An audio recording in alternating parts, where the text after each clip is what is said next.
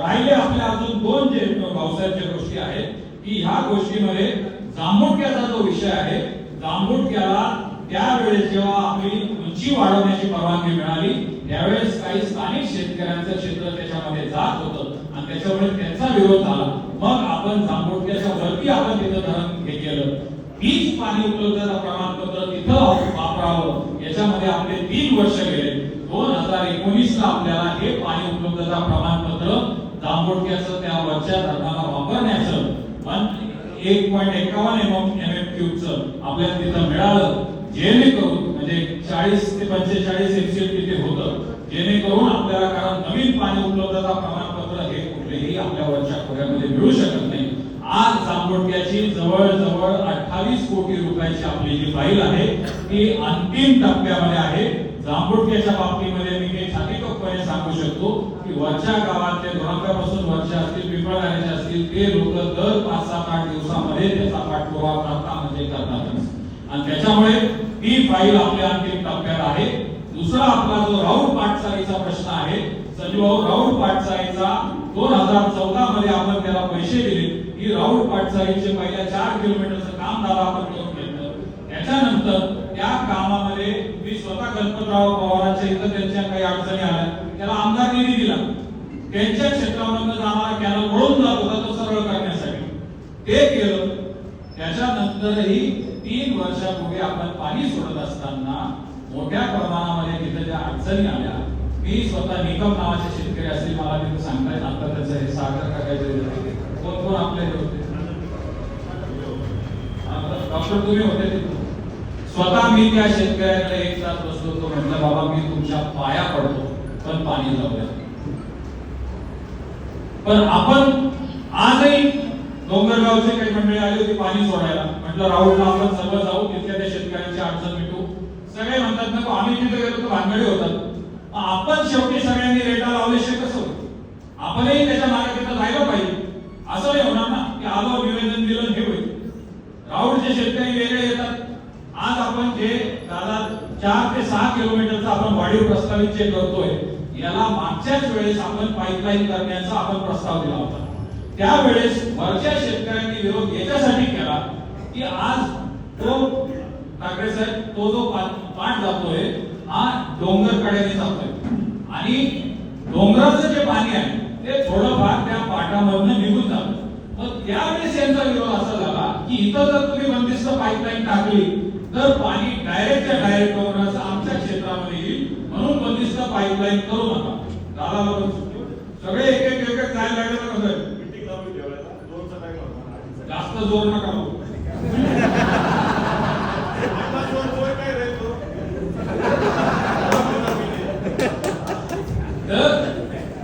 त्यावेळेस सुरुवातीला इथं बंदिस्त पाईपलाईन करायला तिथल्या लोकांनी विरोध केला. त्याच्यामुळे परत आपण जिथं जिथं लाईनिंग आहे ते लाईनिंग आपण प्रस्तावित केलं. ते प्रस्तावित केल्यानंतर त्याचं काम 70-80% झाल्यानंतर आता शेतकऱ्यांची मागणी सुरू झाली की आता आम्हाला तसं नकोय, आता बंदिस्त पाईपलाईन पाहिजे. त्याचा दादा जवळजवळ 44 कोटी रुपयाचा पण प्रस्ताव म्हणजे जांभुटका आणि तो हे दोन्ही प्रस्ताव ह्या फायनल स्टेजेसला येतील. आणि त्याच्यामुळे याची अपेक्षा तर आपल्याला होती की बाबा मी त्या दिवशी महाराष्ट्र धोरणामध्ये पण बोललो की एखाद्या वेळेस लोकसभा संपल्या त्याला मंजुरी होईल. पण थोड्याशा आर्थिक तरतुदींचा काही विषय आहे, पण ते तर इतकं शेवटच्या घटकाला की एका सहीसाठी थांबलेले. त्याच्यामुळे ते 2 प्रकल्प तर आपल्या मार्गी लागणारच आहे. एक थोडासा मध्ये बोलता बोलता कोणीतरी विषय घेतला की वडवाऱ्याचं आपण कोकणमध्ये जे पाणी वळवायचं होतं त्यालाही तुम्हाला माहिती असेल 1.5 कोटीची लाईनिंग आपण केली. स्वतः जागेवर आलो, 4 वेळा तिथे आलो. एका वर्षी आपण पाणी काढलं पण आणि त्याच्यानंतर परत मध्ये ते लोक विरोध करतात आणि मग ते चालू देत नाही आणि त्याच्यामुळे शासनाचा पैसा पण त्याच्यात वाया जातो आणि आपल्याला त्याचा उपयोगही होत नाही. अरे अशी तू जर प्रत्येक गोष्टीला आपण तेच कारण सांगितले. पहिले आपण सांगतो लाईनिंग करायची, लाईनिंग करायला म्हणतो, लाईनिंग केली की आपण म्हणतो पाईप टाका. पाईप टाकायला गेलो की आपण म्हणतो नाही पाईप नाही. सोळे गावा कालवा आहे तिकडे आमच्याकडे काम केल्याचं उदाहरण देतो तुम्हाला. 2 शेतकऱ्यांनी ठाकरे साहेब तिथं अडवलं होतं. नंदाई नावाचा शेतकरी आहे. एवढ्या वर्षापासून तो पाणी तिथे पुढे जाऊ देत नव्हता. त्यांना मग ते म्हणे की नाही आमचं हे होईल. ते म्हणे आता मला पाईप टाकून द्या. आज 6 महिने झाले तिथं पाईप पडून आहे. आता ते म्हणतात की पाईप जर गेलं तर आमचं पाजरणार नाही. 150 मीटर आहे, 150 मीटर. आता ह्या 150 मीटर वरनं पाजर राहणार आहे का?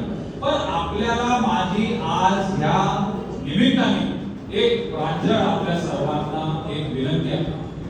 इलेक्शन जवळ आहे, इलेक्शन येतील जातील, इलेक्शन मध्ये आपण आरोप करू प्रत्यारोप करू सगळं होईल. सगळ्या राजकीय गोष्टी आपण आपल्या पक्षाच्या सांगतो, हे करू ते करू. पण आपल्याला ह्या पाणी प्रश्नावर आज असा दिवस आपण समजा की आज आपल्या तालुक्याच्या दृष्टीने हा एक नवीन पहाट घेऊन आलेला जर दिवस असेल. कारण मला मागच्या 10 आठवड्यामध्ये 10 वर्षात कधीही आठवत नाही की आपल्याकडे एखाद्या पाणी प्रश्नावर आपल्या सर्व पक्षाचे लोक एकत्र झाले. मग आता ते इलेक्शनची कळ म्हणून झाले का कशामुळे झाले तर झाले ते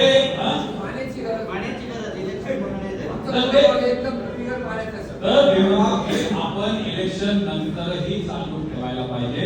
आता जसं शरदराव तुम्ही म्हटले की आता इलेक्शनच्या तोंडावर शासन याच्यामध्ये राहतं की बाबा लगेचच्या लगेच मंजुऱ्या होतील, त्या होतील. शासनाची देण्याची भूमिका ही काय राहते. कुठलं जरी शासन असेल तर त्याला कागदोपत्री आपली माहिती तिथं कशी पोहोचते त्याच्यावर आहे.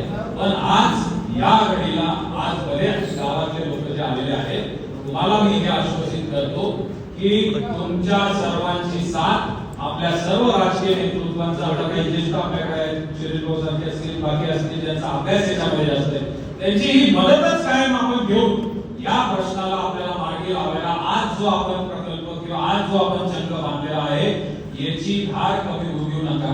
म्हणजे आंदोलन करायची गरज नाही पण याचा पाठपुरावा करायची गरज आहे. आणि पाठपुरावा करायला एकटा आमदार जाण्यापेक्षा आपल्या याच्यातले 10 नेते जर तिथे गेले तर नक्कीच त्याचा फायदा होईल अशी माझी अपेक्षा आहे. आणि त्याच्यामुळे कार्डवरची ती व्यवहार आहे का त्याच्यामध्ये दिसत नाही त्याचे आमचे 16 गावांचं बोला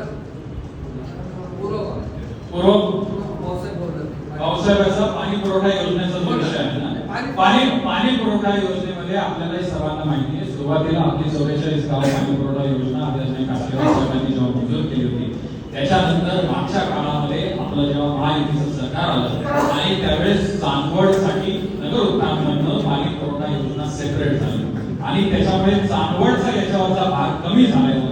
या पाणी पुरवठा योजनेवर आज जवळजवळ आपण 69 गावं का काहीतरी तिथे घेतले. त्याच्यातले रायझिंग मेन असतील त्याच्यातला एक पंप आपण ऍडिशनल केला आणि त्याची दुरुस्ती आपण पूर्ण करून घेतली आणि त्याच्यामुळे आज त्याच्यावर जेवढे मॅक्सिमम गावं आहेत आपल्या 44 गाव पाणी पुरवठा योजनेवर ते आपण त्याच्यावर टाकले. आता राहिला प्रश्न तुमचे 7-8 गावं जे आहेत 16 7-8 जोगरगाव निमोन वाद वराडी इकडे बेसनखेड शिंगव्यापर्यंत आहे. याची आपण जसं आता जल जीवन मिशन अंतर्गत एकेका गावाची योजना आणि मल्टी विलेजची योजना या दोन्ही योजना चालू असतात तसं आपण शिंगव्यापासून तुमच्या या 7 गावांची एक मल्टी विलेज योजना करावी.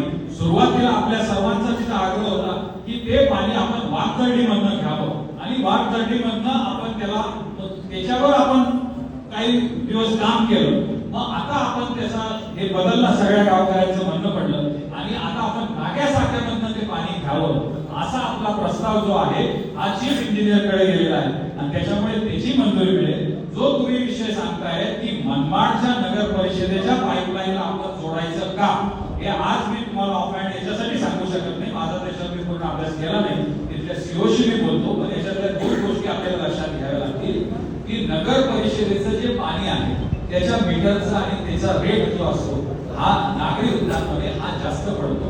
हा आपल्याला कितपत सोसेल नाही तर जसं त्या 16 गावांचं झालं तशी अडचण आपली होऊ नये. आपला प्रथम प्रयत्न विभाग हाच आहे की आपली सेपरेट योजना ही 7 गावांची व्हायला पाहिजे जेणेकरून आपली योजना ही आपल्या अखत्यारीत राहील आणि त्याच्यासाठी तिकडच्या आपल्या मंजुऱ्या पण झाल्या. आता फक्त ते टेबल फिरवण्याचं काम आहे. जी मूळ मंजुरी आहे ती आपली झाली.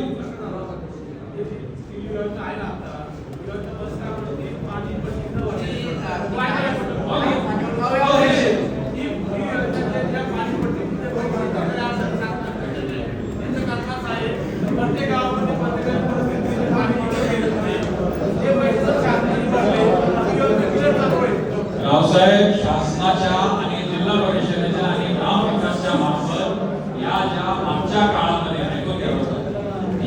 एक 5 मिनिट आता संपलंय 5 मिनिटात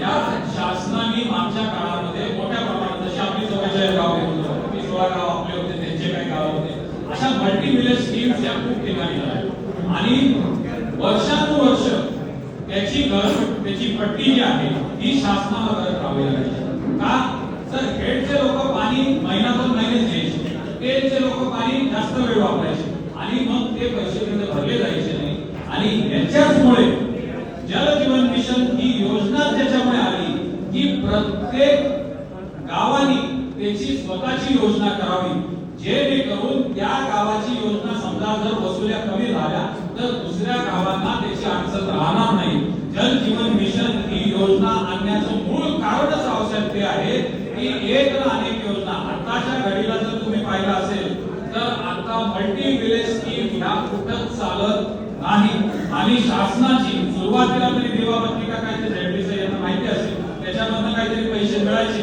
आता ते पैसे मिळत नाही मागच्या 3 वर्ष आपण कलेक्टरनी दुष्काळाच्या निमित्ताने आपण त्याला पैसे पण भरले आम्हाला आहे का तो आम्हाला तो होता ना त्या याच्यावर